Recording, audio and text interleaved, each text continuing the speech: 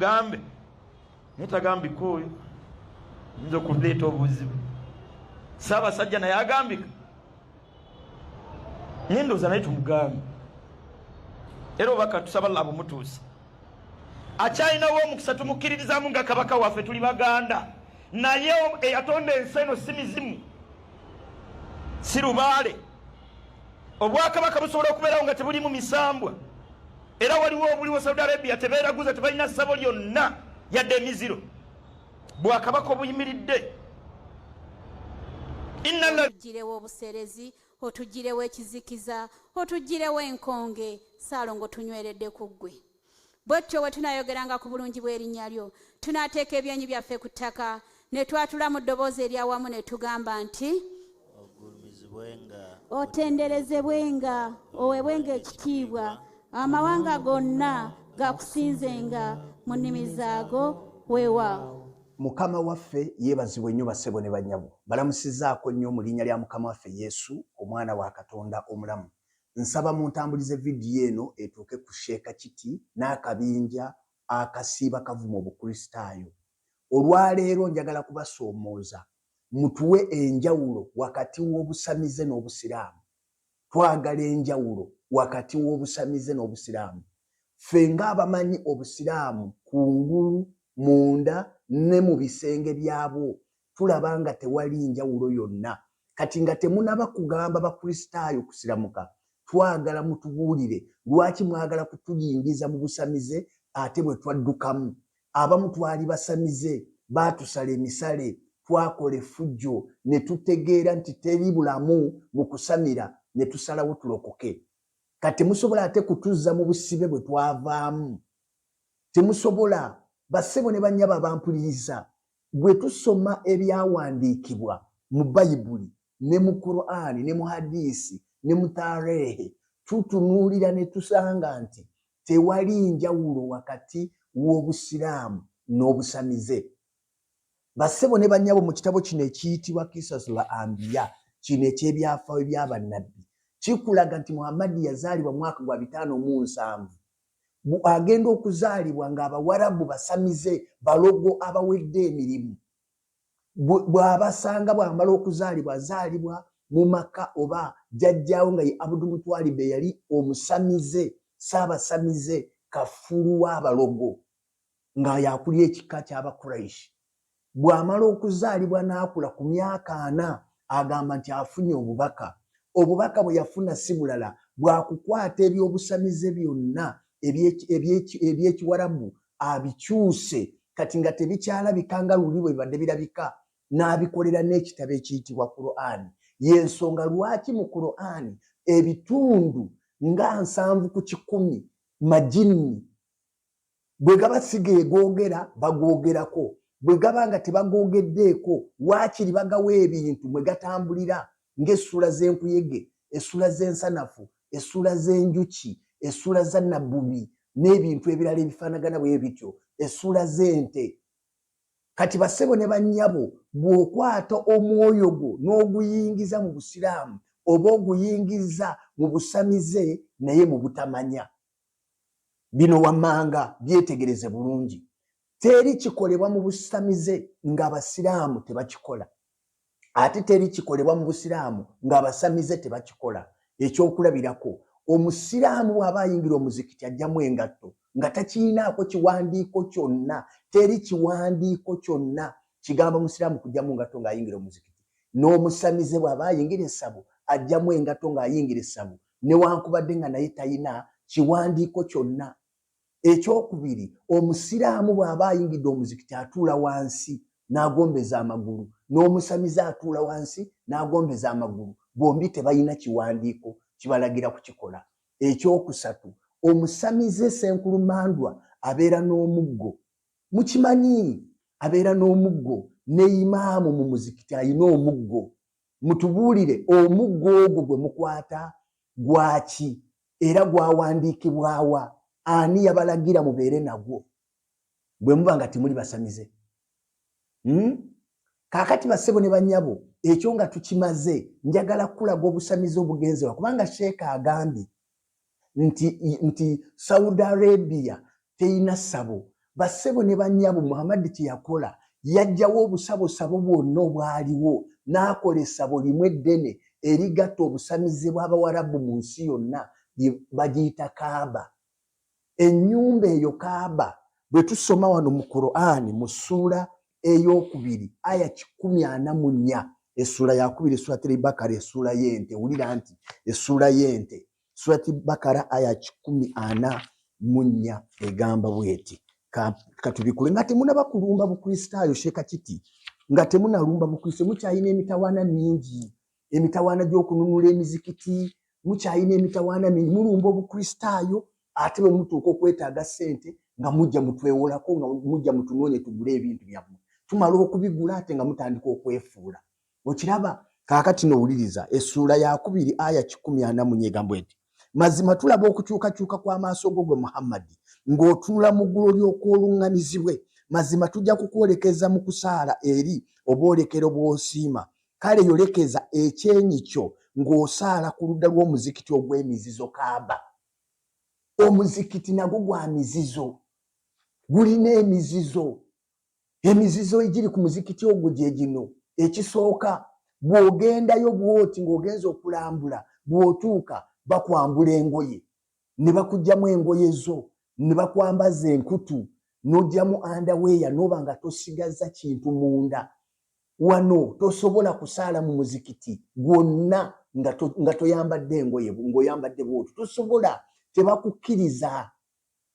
Tebakukkiriza olaba n'omuntu ayambadde empale nnyimpi tebakukkiriza mu muzikiti tebakukkiriza naye ate ku muzikiti ogw'emizizo ogusinga emizikiti gyonna ogusinga emizikiti gyonna ogendayo ne bakwambula engoye n'osiba hiraami enkutu ogwo muzizo gwa busamize bwe guba si gwa busamize mutubuulire okugyamu engoye n'oyambala enkutu kiyamba kitya omwoyo gwo mutubuulire Sheikh Kiti tubuulire nze leero eno vidiyo basiraamu temunyiigira njagala Sheikh Kiti atunnyonnyole.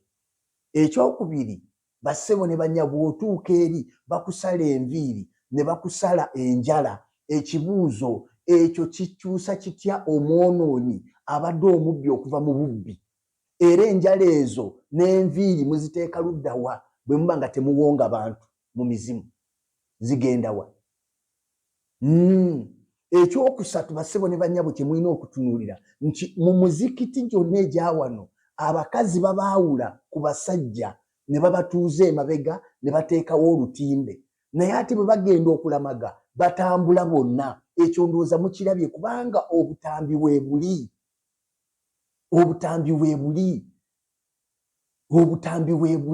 kati ebyo byonna bikulaga obusamize. Bayibuli esomesa wano mu kitabo bassebo ne bannyabo ekyekyamateeka essuula ye14 n'egamba bweti ekyamateeka essuula 14 kankuwa ebiwandiiko anti twagala tukuwa ebiwandiiko. Sheikh Kiti ne banno mwekuŋŋaanye mutuwe enjawulo wakati w'obusamize n'obusiraamu kubanga kye mbadde mwekwasa ffe tuvunnama baabo n'abasamize bavunnama nabo bavunnama ndowooza olabye nabo bavunnama kati okuvunnama tekyali nsonga n'abasamize bavunnama temuyina njawulo. Essuula 14 agamba bweti mwe muli baana ba Mukama Katonda wammwe temwesalanga so temwemwanga kiwalaata kyonna wakati w'amaaso gammwe olw'abafu. Bayibuli egaana okusala enviiri ku lw'abafu. Mwe bwe mugenda e Makka n'e Madiina bwe mumala okulambula Nabi Muhammad nga mulabye entaana ye bwe muba mumaliriza kye bayita umra nga mugimaliriza gye bayita umra musala enviiri bajama musala enviiri ku lw'abafu Bayibuli kye yagaana. Ebyo byonna bikolwa bya busamize na bulogo. Bassebo ne bannyabo obusiraamu y'eddiini yokka ekkiriza nti waliwo emizimu emirungi era gwampuliriza ali eyo gwe Aisha gwampuliriza Kamadi osaala n'emizimu mu muzikiti. Ebyo byolaba byoloota ebikutuga abajjanga abasiraamu abambadde amakanzu ago majini aba muyina ebintu bibeebakako mwina abakazi ab'omwoyo, mwina abasajja ab'omwoyo, mizimu egyo gye mukkiriza nti misiraamu. Obwo busamize, kubanga n'abasamize nabo bakkiriza nti waliwo amayembe amalungi, waliwo emizimu emirungi. Kati mwina njawulo ki? Mwina njawulo ki? Nze njagala mumpe enjawulo wakati w'obusamize obw'Uganda n'obusamize obw'Abawarabu bumuyita obusiraamu. Mumpe enjawulo. Ekyokubiri, obusiraamu bwe bwokka nziramu bwe bwokka obukkiriza nti omuntu nti nabbi waabwo Muhammad, kubanga mu kitabo kino kiriwa kikino ekiyitibwa okujjanjaba amajini n'eddogo ne hadisi enkalu eziteegaanika. Aisha akaana kano ke yawasanga kato kamubuuza, kamulaba ebikolwa bye nga tebitegeera, kamubuuza naye wamma sooka ombuulire nange ndiko omuzimu. N'akagamba nti oliko omuzimu. Ne kamubuuza nti naawe nabbi, naawe oliko omuzimu. N'akagamba nti nange ndiko omuzimu. Nga nabbi aliko omuzimu. Teriiyo nabbi yenna basebo ne bannyabo. Kano nsiba kakalu, mumpeeyo nabbi omu yekka mu Bayibuli eyagamba nti naye aliko omuzimu. Teriiyo nabbi yenna eyali abaddeko omuzimu okujjako Muhammadi. Ekyo kye kikulaga nti muli basamize. Ekyokusatu, mu busiraamu wokka weewali okutongoza kw'obufumbo bw'emizimu n'abantu. Okutongoza kw'obufumbo bw'emizimu n'abantu. Simanyi oba munaakalaba kaako. Okuwasa amajini. Okuwasa amajini mu busiraamu wewokka yeddiini yokka, yenzikiriza yokka ekkiriza nti omuntu asobola okufumbirwa omuzimu oba okuguwasa. Kikino era ne bawa n'ensonga nti ensonga lwaki bakkiriza okuwasa amajini, kubanga mbu omuntu bw'aba akoze safaari ng'agenze mu safaari, omuzimu tegwetaaga transport, gumutuukako butuusa awo. Era mwe bakazimu abali eyo ngo ebintu bikukozesa, ago majini masiraamu, weetaaga Yesu akuyambe. Obwo busamize bagundi, obwo busamize. Teriiyo Katonda akolagana na mizimu bw'atyo. Tewali Katonda asobola kukukkiriza kuwasa muzimu. Obwo bulogo bwennyini, busamize bwennyini obwedde emirimu. Ne bano abasamize nabo bibakkiriza. Bana abasiraamu bakkiriza nti waliwo emisota emisiraamu egijja ne gibakyalirako. Ne bano abasamize bakkiriza nti waliwo emisota egizaalibwa n'abantu nga giri mu bantu. Temulina njawulo basebo. Tetusobola kujja mu kintu kyammwe. Ebyo musiiba muvuma Bayibuli, bye musiiba mujerega Abakristaayo tebijja kutuleeta twazuula amazima. Yesu yatusumula ku kikoligo kya Sitaani, tetuyinza kudda mu busibe bwammwe.